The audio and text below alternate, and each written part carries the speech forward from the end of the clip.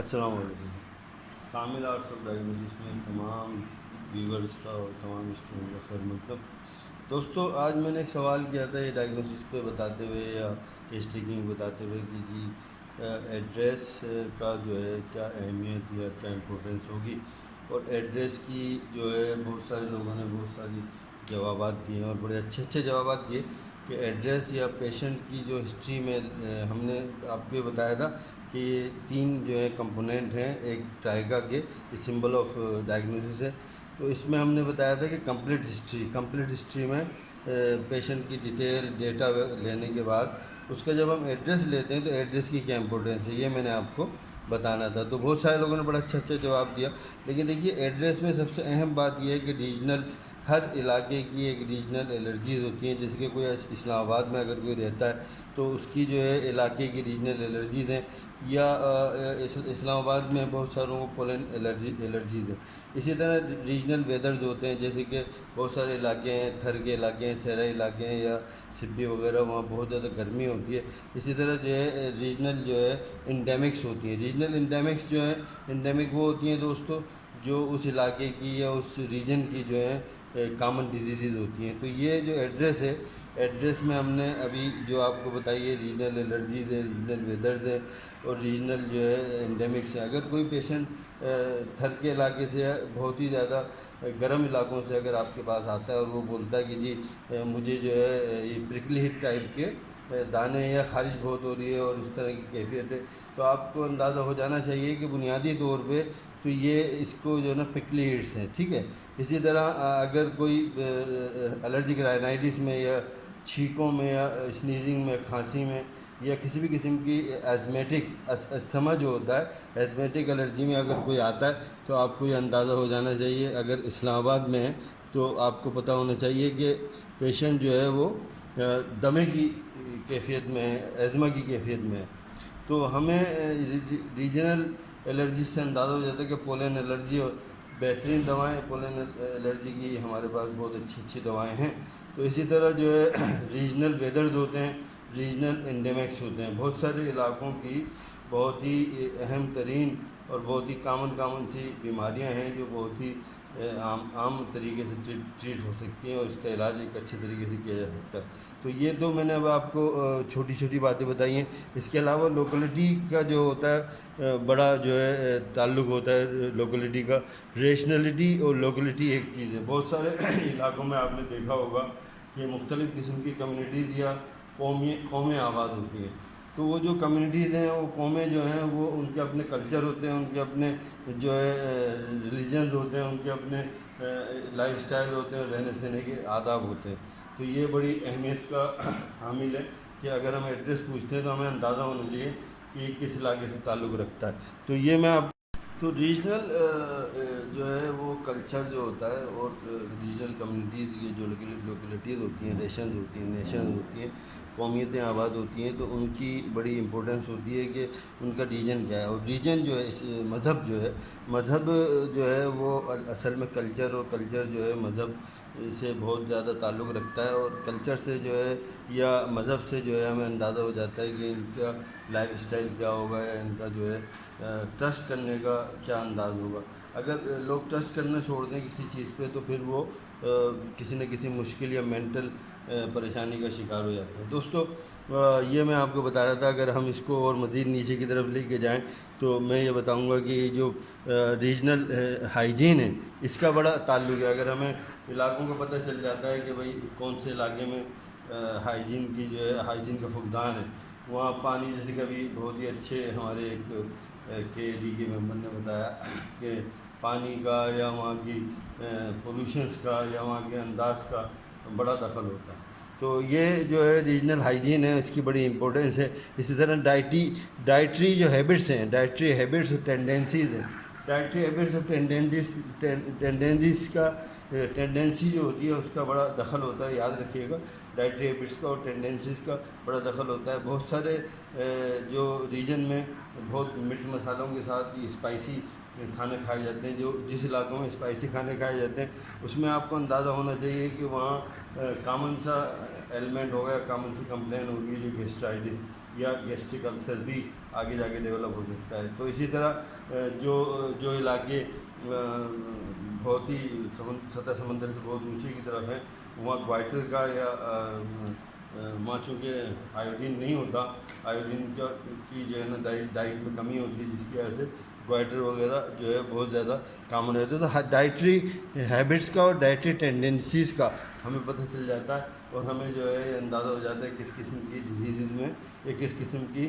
Condition میں شامل ہوگا. اسی کو ہم ریجنل انڈیمکس کہتے ہیں. ریجنل انڈیمکس میں دیکھیں ڈائریا, ڈیسینٹری یا ٹائیفائڈ جو ہے, انٹرک فیور جو ہے, وہ انڈیمک کنڈیشن میں, خاص کر پاکستان کا انڈیمک ڈیزیز جو ہے, لوگ کہتے ہیں پاکستان کا پھول, تو پاکستان کی انڈیمک ڈیزیز یا انڈو پاک کی جو انڈیمک ڈیزیز ہے وہ ٹائیفائڈ ہے, ڈیو ٹو یہاں کی جو ہائیجین کنڈیشن ہے یا پانی کی سپلائی.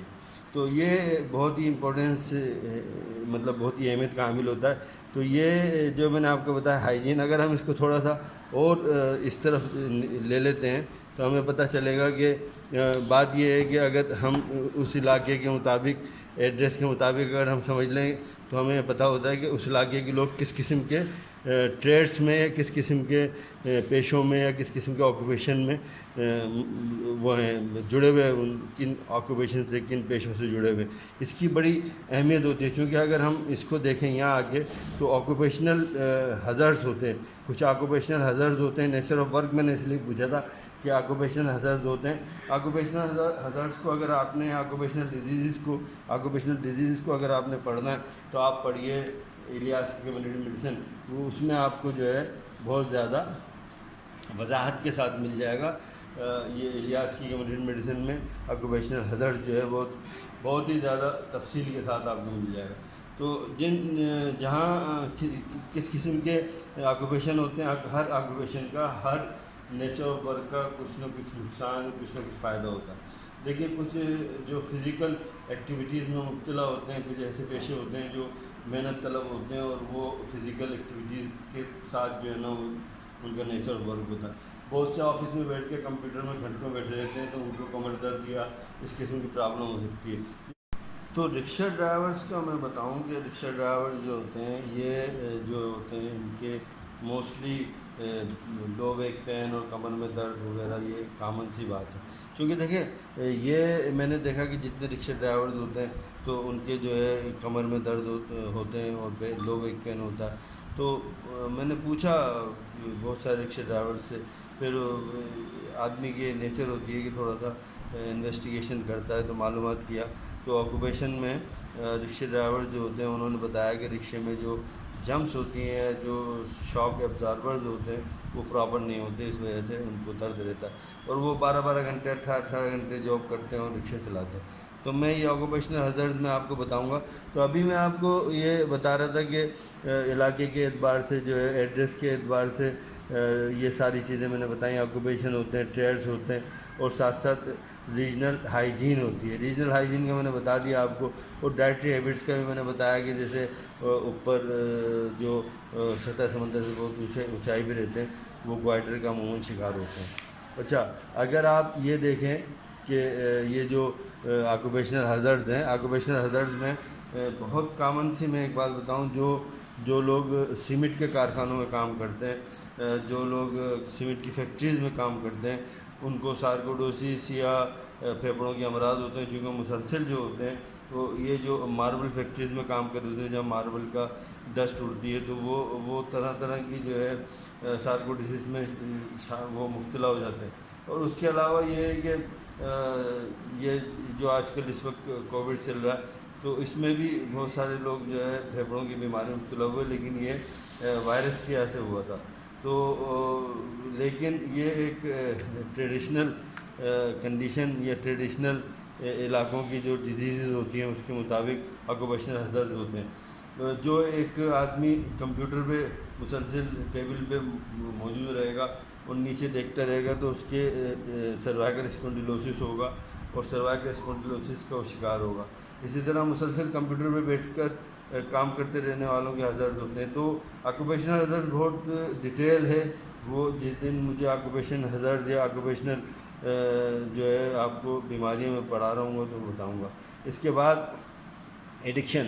علاقے سے ہمیں یہ پتہ چل جاتا ہے کہ کچھ علاقوں کی جو ہے ایڈکشنز ہوتی ہیں یا ان کی جو ہے تفریح کا کیا انداز ہے، مطلب وہ کس قسم کی تفریح کر رہے ہیں، یا ان کا انداز جو ہے وہ ایڈکشن جو ہے وہ بہت سے علاقے ہیں کراچی میں نام نہیں لوں گا، لیکن ایسے بہت سارے علاقے ہیں جہاں چرس یا نشوں کی جو ہے کامن سی مطلب یہ جو کامن ہے وہ نشے جو ہیں چرس وغیرہ بڑی کامن ہے، تو ہمیں اندازہ ہو جاتا ہے کہ یہاں اکثریت جو ہے نوجوانوں کی وہ کس قسم کی ایکٹیویٹیز میں مبتلا ہے، اسی طرح ان کی تفریح کیا ہوتی ہے، وہ کس قسم کی تفریح کر رہے ہوتے ہیں۔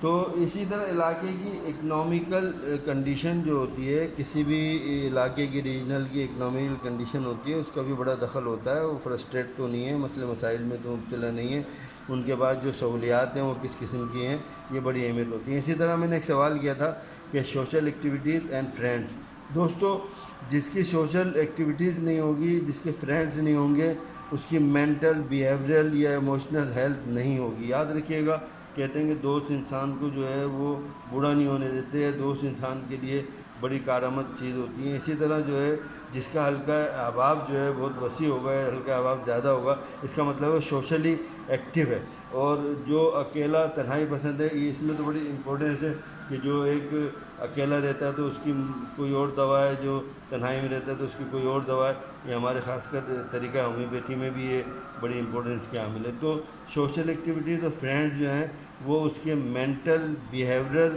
ایموشنل اور دیگر چیزوں کی ہیلتھ پر جو ہے وہ اس کا تعلق ہوتا ہے۔ تو یہ میں نے ابھی تو بہت ہی مختصر میں کہوں گا، دیکھیے یہ کیس ٹیکنگ جو ہے، اس میں ہسٹری ٹیکنگ کا جو پارٹ ہے کیس ٹیکنگ میں، یہ بڑی اہمیت کا حامل ہے۔ ہم بہت ہی اس میں آگے کی طرف جانے کی کوشش کریں گے، تو میں آپ کو ابھی آج ہی میں نے ایک تذکرہ کیا تھا کہ واٹ از سوپ یاد رکھیے یا صابن یاد رکھیے، میں نے بتایا تھا کہ صابن آپ کو یاد رکھنا ہے۔ تو صابن کی بار جو ہم دیکھتے رہیں وہ عمومی طور پہ اس طرح کی ہوتی ہے، صابن کی جو ایک بار ہوتی ہے، تو یہ جو SOAP سوپ کو ہمیں یاد رکھنا ہے۔ تو یہ سوپ اگر ہم نے یاد رکھ لیا اور اس پر ہم نے تھوڑی سی اسٹڈی کی، تو میں سمجھتا ہوں اس کے مطابق اگر ہم نے کوئی پیشنٹ دیکھنا شروع کیا، تو چاہے ہم اپنے مطب میں ہوں، کلینک میں ہوں، یا کسی بھی چھوٹے سے چھوٹے کلینک سے لے کے بڑے سے بڑے ہاسپٹل میں ہوں، یہ ایک انٹرنیشنل وے آف ٹریٹمنٹ ہے۔ سوپ جو ہے وہ یہ سمجھ لیں کہ یہ سبجیکٹیو سمٹم ہے، ٹھیک ہے، ایس جو ہے سبجیکٹیو سمٹم ہے، اور جو ہے یہ او جو ہے آبجیکٹیو سمٹم ہے، ٹھیک ہے، اور یہ سبجیکٹیو سمٹم آبجیکٹیو سمٹم کے بعد یہ اسسمنٹ ہے، اے جو ہے اسسمنٹ ہے، ٹھیک ہے۔ اسسمنٹ کے بعد جو ہے آپ نے یہ دو کام کر لیے، سبجیکٹیو سمٹم لی، آبجیکٹیو سمٹم لی، اسسمنٹ لیا، اس کے بعد پی جو ہے وہ پلان ہے۔ آپ نے پلان کیا کیا؟ کیا اس مریض کے لیے ٹریٹمنٹ کا کوئی پلان کیا، یا اسے ٹریٹمنٹ دے دیا، یا فردر اس کی کوئی انویسٹیگیشن کروانی ہے، یا فردر فی الوقت اس کو ہلکی پھلکی دوا پہ رکھ کے اور اس کو مزید جو ہے انڈر آبزرویشن رکھا، یا اس کو ایڈمٹ کرنا ہے، یا اس کو ریلیو کرنا ہے، یا اس کو آؤٹ ڈور رکھنا ہے، انڈور پیشنٹ کے طور پہ رکھنا ہے، تو یا فردر اس کی انویسٹیگیشن کرانی ہے، بدلے لیبس ہو گئی، بلڈ رپورٹس ہو گئی، لیکن ہم یہ چاہتے ہیں کہ اس کا جو ہے الٹرا ساؤنڈ یا سی ٹی اسکین، یا الٹرا ساؤنڈ ہو گیا تو سی ٹی اسکین، اور سی ٹی اسکین ہو گیا تو MRI، تو یہ پی کہلائے گا، ٹھیک ہے۔ SOP کیا ہے؟ یہ سبجیکٹیو سمٹم، یہ جو ہے آبجیکٹیو سمٹم، یہ جو ہے اسسمنٹ ہے، اسسمنٹ میں کیا آتا ہے، اور پلان میں کیا آتا ہے، سبجیکٹیو سمٹم میں کیا آتا ہے، آبجیکٹیو سمٹم میں کیا آتا ہے۔ دوستو یہ میں آپ کو نیکسٹ لیکچر میں بتاؤں گا۔ جس نے سوپ کو فالو کر لیا، اس نے سمجھے کہ مکمل طور پر مریض کو بہتر کر لیا، ٹھیک ہے جی۔ السلام علیکم، پھر انشاءاللہ جلد ہی آپ سے نیکسٹ ویڈیو میں ملاقات ہوگی۔ کامل خان کامل